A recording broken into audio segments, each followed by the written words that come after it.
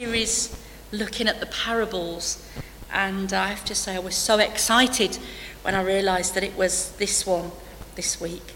So we're going to look at this parable, and we have to remember this was a story that Jesus told about these people. They weren't literal people, it was a story. That's what parables are. He told stories to make a point. While people were listening to the story, the truth sneaked in the back door and almost caught them unawares. And really, if we need to know the setting for this parable, we need to go back to the beginning of the chapter, because this is actually the third in a series of 3 parables that Jesus told about things that are lost. He told about the lost coin that had accidentally gone missing. He told about the lost sheep that had kind of just wandered off. One day had looked up and realised that he was lost. And then this one, about the son who deliberately walked away from the Father. And the setting is Jesus has been spending time with tax collectors and sinners, in other words, prostitutes, people of ill repute. Basically, they're people that the good Jewish people didn't hang around with. These were people who either deliberately or through necessity had had to turn their backs on the Jewish laws, on the Jewish ways of life. And so they were considered unclean. They were considered unwelcome in the temple and in the synagogues and in the worship places. They were persona non grata. And yet these are the people that Jesus is choosing to spend time with. And the religious leaders, well, they think that this is wrong. They're like, Jesus, you shouldn't be spending time with those people. You should be spending time with these people, with the right kind of people, the people that live how we think they should live, the people that follow the rules, the people that fit in with us. These are the people that you should be living with. And actually, because of the way the Jewish laws worked, actually by spending time with those people, those unclean people, Jesus himself, according to all of the rituals and the rites of the Jewish law, has himself become unclean. I find that incredible. God considered unclean. But they challenge Jesus about his behaviour, and so Jesus tells these 3 stories, these 3 parables. One about the coin that was lost, one about the sheep that wandered off and got lost, and this one about a young man who deliberately walked away. And this is a favourite parable in the church, isn't it?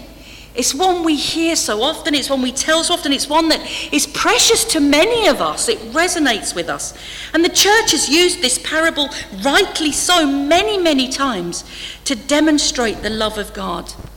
That vivid image of the patient, waiting father rushing out to meet his returning son. And it's a beautiful, beautiful picture. But if we dash straight to the allegory, actually we do Jesus a huge disservice.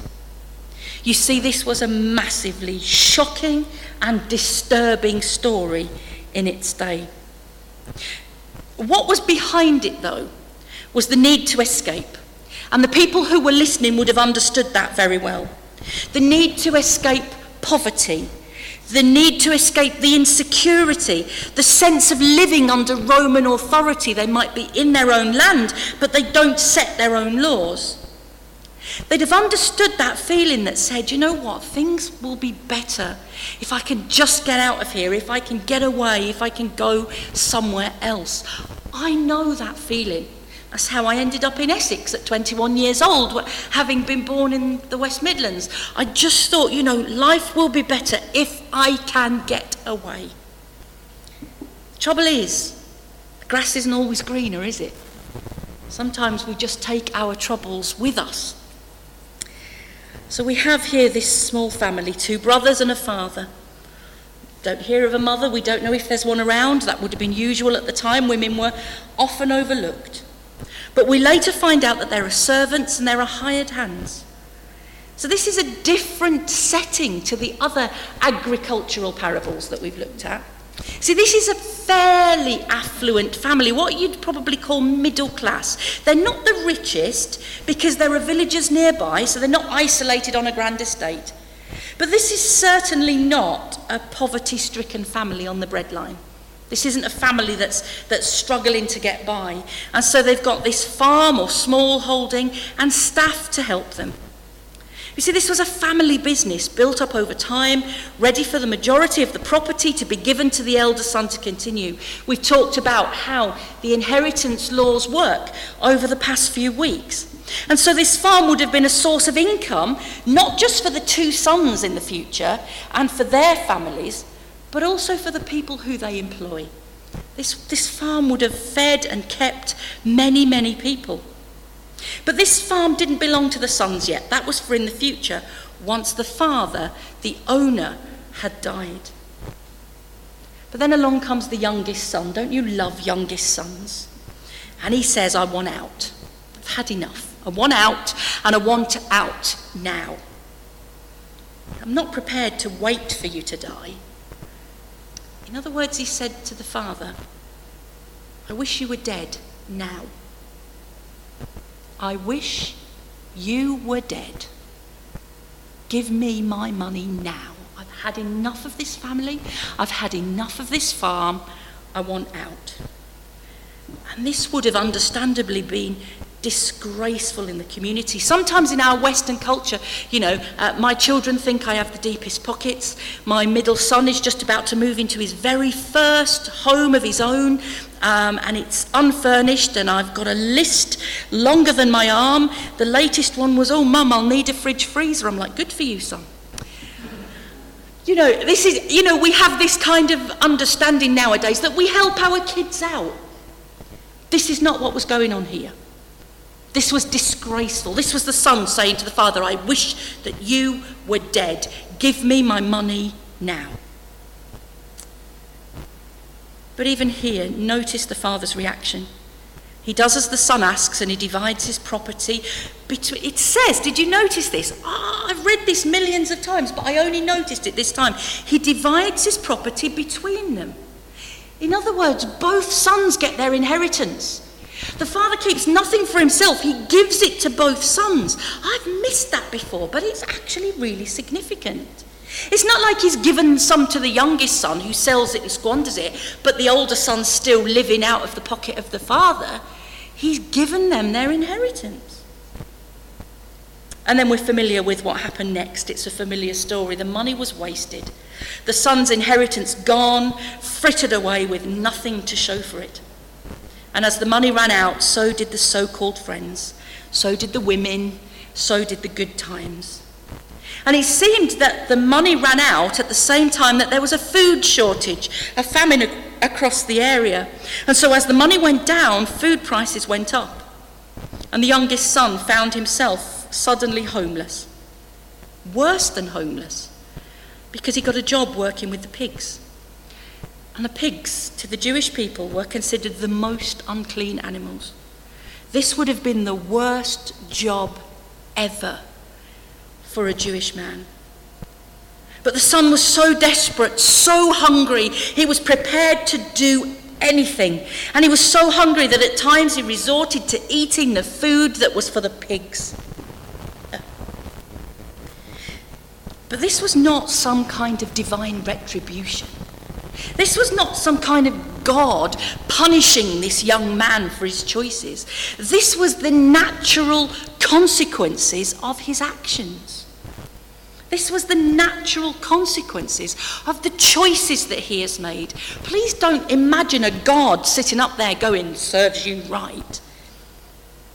I do think sometimes that we've become so familiar with this story that we listen to it now and we romanticize it. When I think of my sons and I go, oh, poor boy. Just think for a minute if this was a member of your family. Imagine that this was your father that had been insulted in this way.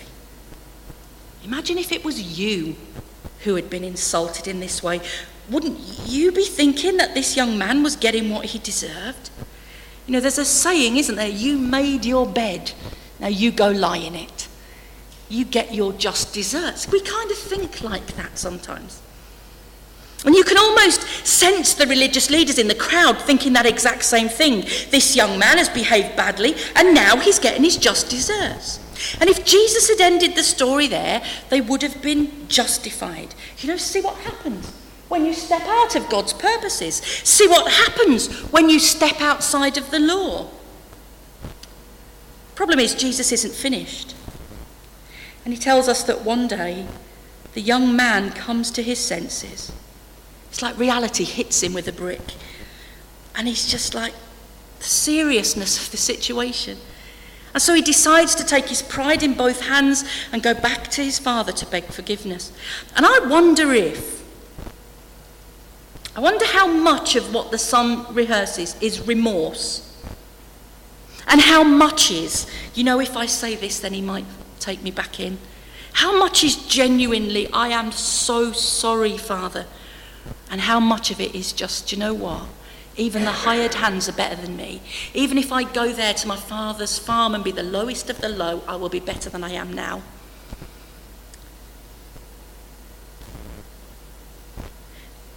And so the young man, he goes home. He gathers up all of his courage and his pride and he starts back. And again, we know what happens because we've read the story. But the young man had no idea what was going to happen when he went back. Would his father even listen to him? Would he be allowed to get as far as his father? Or actually, would the villagers throw him out? That was what you would expect to happen, to spare his family any more embarrassment and shame. But the young man figures he's got nothing to lose.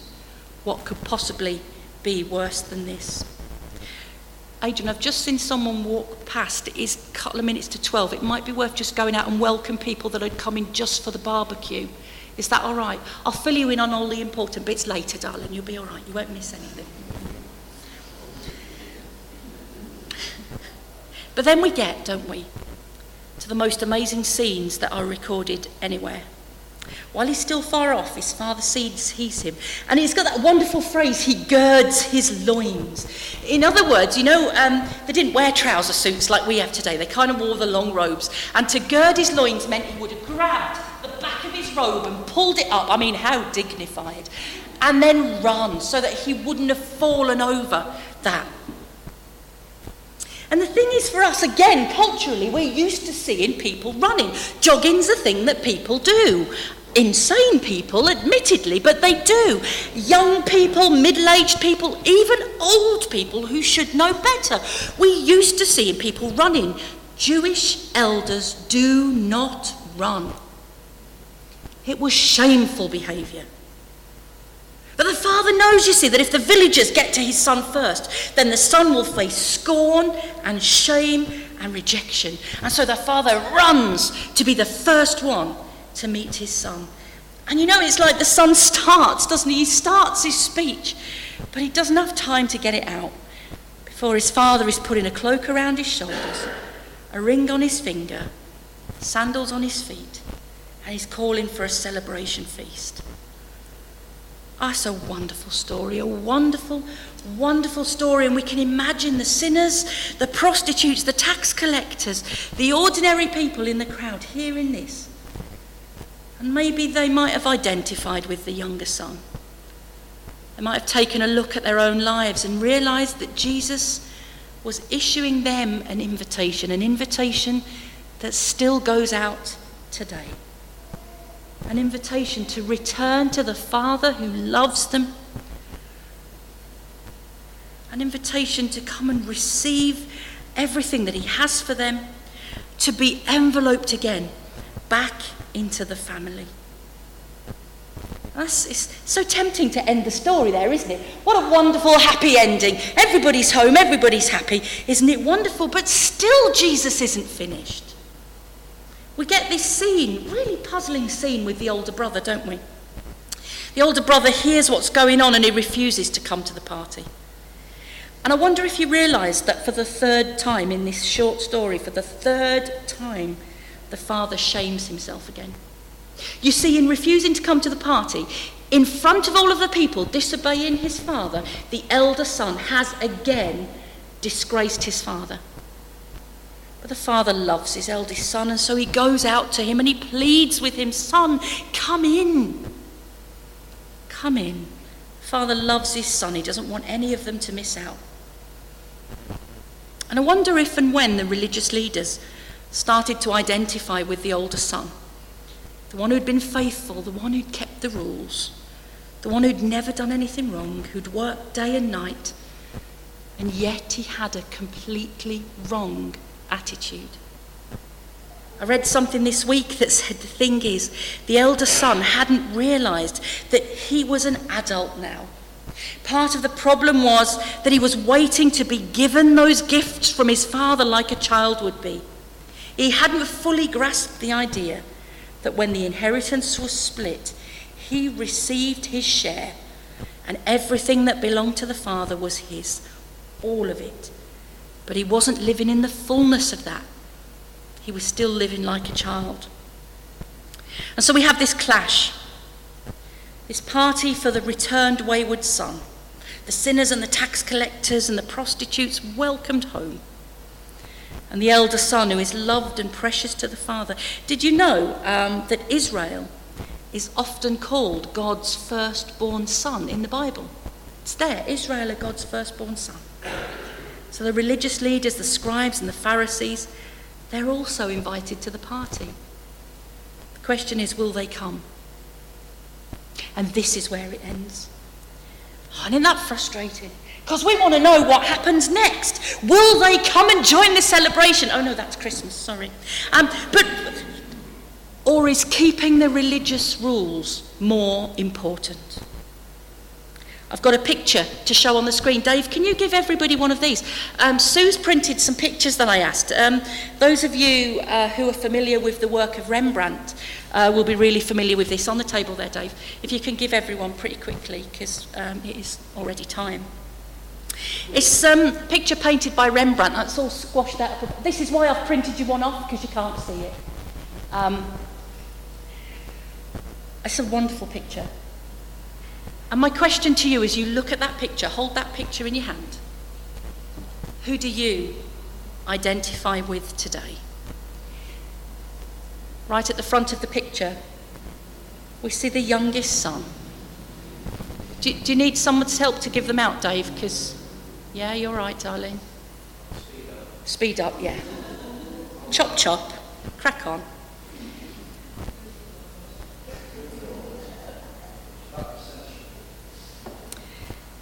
In the picture there, right at the front, we see the youngest son on his knees, as if to apologise. He's come back to say sorry. But the father has his arms around him. There's so much in this picture. It's been pointed out that when you look at the father's hands, one hand looks very masculine and one hand looks more feminine, completely being enveloped in the whole of God. The son's on the floor and he's lost a shoe where he's been running, and he's covered in filth and he must absolutely stink. But the father's embracing him. He's not turning his face away. He's leaning towards him, fully embracing him, welcoming him back. There are times when we all feel like the youngest son. When we've sinned against God, when we've wandered away, when we feel far away from God and where he wants us to be. We've turned our back and we've got lost, either accidentally, it just happened, or willfully and deliberately. I just want to tell you, the Father is waiting for you today. He's waiting for you to turn around. He's waiting to throw his arms around you, to welcome you back home. You don't have to do anything. Just come home. You don't have to have got your life straight. You can come home as you are. And God is waiting to welcome you, to throw a party for you, to wrap his cloak around you and to put a ring on your finger. And you know what, church? Sometimes we can feel as if we've been this son many, many times. We've come back and embraced the Father and wandered away again. And then we've come back and the Father's embraced us and we've wandered away again. It doesn't matter. There is no limits to the grace of God. He's waiting to welcome you with open arms this morning. You can't see it in that picture, but over the Father's shoulder, I hope you can see it on your photographs, in the shadows, over the Father's shoulder, there's a lurker. And tradition says that that lurker is the elder son, the older brother. Church, sometimes I'm the older brother. Sometimes I am the older brother. Sometimes I'm the one thinking, hold on a minute, God. They've done this and they've done that. Like Darren Asbo and what's his name, Lightfingers. And, you know, they've done this and that. And now you're welcoming them. Hold on a minute. Sadly, we can all be judgmental at times, can't we? We've all got our blind spots. None of us like to admit it.